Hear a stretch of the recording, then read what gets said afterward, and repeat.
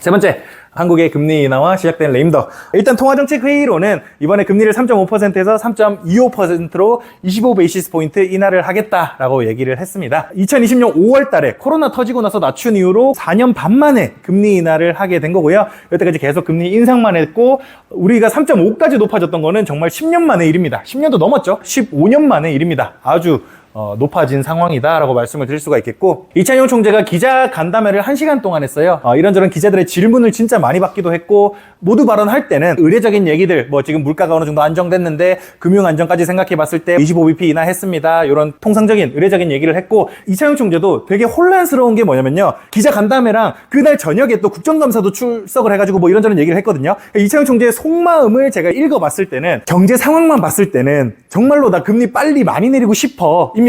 내수 부진이나 건설 PF 경기 이런 거 위험을 봤을 때는 정말 빨리 많이 내리고 싶은데, 우리가 지금 경제만 챙기는 게 아니라 금융 안정도 같이 챙기고 있잖아. 근데 금융 안정 관점에서 접근을 해봤을 때, 내가 만약에 50bp를 여기서 내려버리면 사람들이 야, 부동산 사라는 거구나 라고 해석할 것 같아. 그러면 안 될 것 같아가지고 금융 안정을 위해서 25bp만 내렸어. 그리고 우리 금통위원들이 나 포함 7명이 있는데 나를 제외한 6명에서 5명은 앞으로 3개월 동안 동결을 해야 된다라고 얘기했고, 그러니까 일단 25bp 지금 내린 거고 나서 앞으로 내년 1월까지 3.25%로 동결을 해야 된다는 게 5명이고, 여기서 좀 더 낮춰야 된다라고 말하는 게 1명이야. 그런 관점으로 접근을 해봤을 때, 우리 지금 25bp 내린 게 완화를 하겠다라는 뜻이 아니라 여전히 긴축 기조인데 그 긴축을 약간 덜 하겠다는 뜻이야. 그래서 결론적으로는 매파적으로 인하하겠다는 뜻이야. 마음 같아서는 많이 내리고 싶지만 내가 많이 내려봐야 너네 투기밖에 안 할 거잖아. 그러니까 많이 못 내려. 이런 뉘앙스였습니다. 표현을 해보자면 대충 이제 납득이 되셨을 거라고 생각을 합니다. 금리 결정은 이제 이 정도로 마무리를 드리고요. 제가 총선이 있던 그 달에 이슈 리뷰를 준비를 했었거든요. 그때 당시에 행정부 수반인 대통령의 집권 3년 차인 만큼 국정 지지도가 선거의 결과에 큰 영향을 끼칠 것이고, 국정 지지 추이를 봤을 때 지난 총선에 이어 민주당이 압승을 하지 않을까 하는 개인적인 생각을 했었는데, 실제로 민주당이 압승을 했죠. 현 대통령은 총선 참패의 책임을 물어 레임덕에 시달리기 시작할 가능성이 매우 높고, 이번 총선을 계기로 올해 내년에는 우리나라가 또 한 번 큰 정치적 전환점에 직면할 것 같다라고 말씀을 드린 적이 있었는데, 실제로 이제 그게 좀 시작된 것 같습니다. 시작된 것 같다는 점을 어떤 걸로 생각을 하고 있냐면요, 일단 뭐 총선은 기본적으로 범야권이 압승을 했습니다. 사실상 지금 개혁신당도 범야권으로 봐야 돼요. 개혁신당도 완전 윤석열이랑 등을 돌렸기 때문에 지금 윤석열 편이라고 할 만한 거는 그나마 국민의힘 밖에 없는 상황입니다. 그런 상황 속에서 지금 국정 지지율이 24%까지 떨어져 있는 상황이거든요.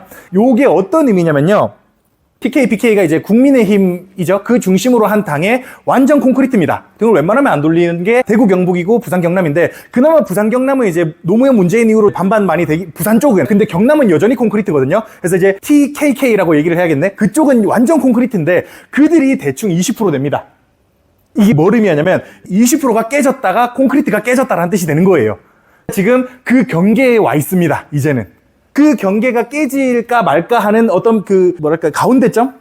변곡점이라고 표현을 해도 되는지 모르겠는데 그 점에 와 있는 상황이다라고 말씀을 드릴 수가 있는 것 같고, 그 원인에 대해서는 뭐 저도 이제 나름의 정치관이 있을 거니까 제가 어떤 데이터를 많이 보는 거에 따라 다를 수도 있는데, 공중파 뉴스들을 좀 봤을 때 요게 아마 영향을 제일 크게 끼치는 거 아닐까라는 생각이 드는 것 같아요. 의대 증원도 문제라면 문제지만 우리나라 보통 국민들은 의사 집단이 문제가 더 많다라고 생각을 하는 게 보편적인 것 같고, 우리나라의 주류의 생각은 요 영부인의 문제의식을 많이 느끼고 있지 않나라는 생각이 언론 같은 거를 보면서 좀 많이 들었습니다. 특히나 이제 요 명태균이라는 사람이 이번에 총선의 공천, 그러니까 국힘 공천에까지 개입을 했다라는 얘기로까지 나오게 되면서, 요 사람이 또 김건희의 연줄이 있는 사람이다라는 얘기까지 나오게 되면서 정말로 박근혜 때 마냥 비선실세 얘기가 되게 많이 나오고 있거든요. 근데 여기 문제가 뭐냐면, 이게 맞냐 틀리냐는 중요한 게 아니에요. 이 사람이 진실을 말하는지 거짓을 말하는지 중요한 게 아닙니다. 박근혜 탄핵 때도 똑같았잖아요. 그 사람이 진실이냐 거짓이냐가 중요한 게 아니라 요게 이슈가 되냐 안 되냐가 중요한 거죠. 아직까지 박근혜 때만큼의 이슈는 안 되는 것 같습니다. 근데 요 이슈가 점점 더 커지게 된다면 그거는 문제가 될 가능성이 아주 큰데, 이슈가 될 만한 가능성을 부여하는 가장 중점적인 사건이 뭐냐 하면 저는 요거일 것 같습니다. 김건희 특검법.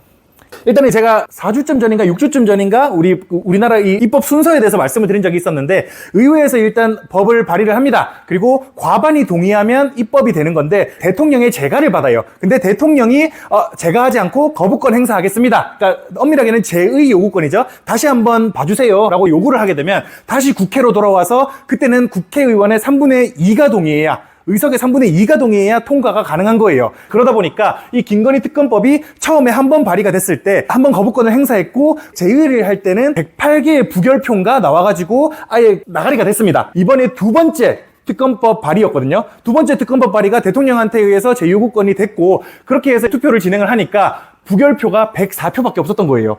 그러니까 국힘에서 4표의 이탈표가 생긴 겁니다. 그 와중에 공천 의혹까지 추가해가지고 다시 특검법 준비할 거다 라고 해서 이번에 10월, 늦으면 11월 중으로 김건희 특검법이 다시 발의가 될 거고 어쨌든 무조건 이 제2요구권을 행사할 겁니다. 제2요구권을 행사하면 그 다음 어떻게 될지가 아주 중요한 변수가 될 것 같습니다. 만약에 특검법이 통과되게 되면 정말로 이슈몰이에 성공을 한 거고 특검에서 김건희 잘못했다 안 했다 이거를 판단하는 게 중요한 게 아니라 그 이슈가 됐다는 점에서 이 레임덕에 정말 크게 시달릴 가능성이 아주 높을 것 같다라는 생각을 개인적으로 좀 하고 있습니다. 우리나라 대통령제가 되게 제왕적이에요. 그러니까 대통령의 권한이 정말 많습니다. 이 나라에서는. 그러다 보니까 이 대통령의 마인드, 철학 이런 게 아주 중요한데 지금도 사실 기재부에서 하는 것들, 문체부에서 하는 것들 모든 정책들이 대통령의 의견을 기반으로 진행이 되는 거다 보니까 마찬가지로 저도 이제 과학을 했던 사람이지만 과학계 R&D 자금 삭감 이런 거에 대해서도 이슈가 되게 많이 되고 있잖아요. 그러니까 그런 모든 것들이 대통령을 중심으로 움직이다 보니까 이 대통령이 레임덕이 오게 되면 그런 정책적인 우리한테는 좀 와닿지 않을 수도 있지만 정책적인 부분들에 많은 변화가 생길 가능성이 아주 클 것 같습니다. 그리고 뭐 탄핵이 되든 안 되든 정권 교체는 사실 기정사실인 것 같아요.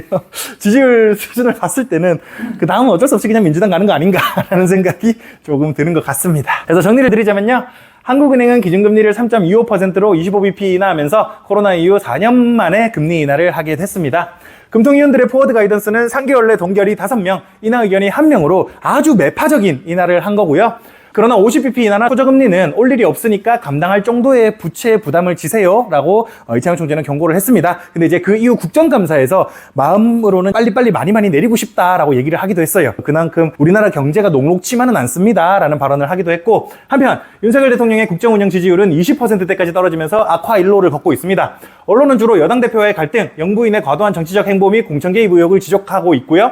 영부인 특검법에 대한 제의 요구권 재표결에서 여당 이탈표가 4표 나오는 등 지지 기반이 점점 약화되고 있는 상황이고 국회에서 특검법이 다음에 또 발의된다면 그때는 정말 가결될 가능성이 아주 높다라고 생각을 하고 있고 그때가 정말로 전국의 전환 시점이 될 것 같다라는 생각이 들고 있습니다. 그래서 이 전국을 바라볼 때 지금 가장 중심으로 봐야 될 거는 김건희 특검법이 아닐까라는 개인적인 생각이 들고 있습니다.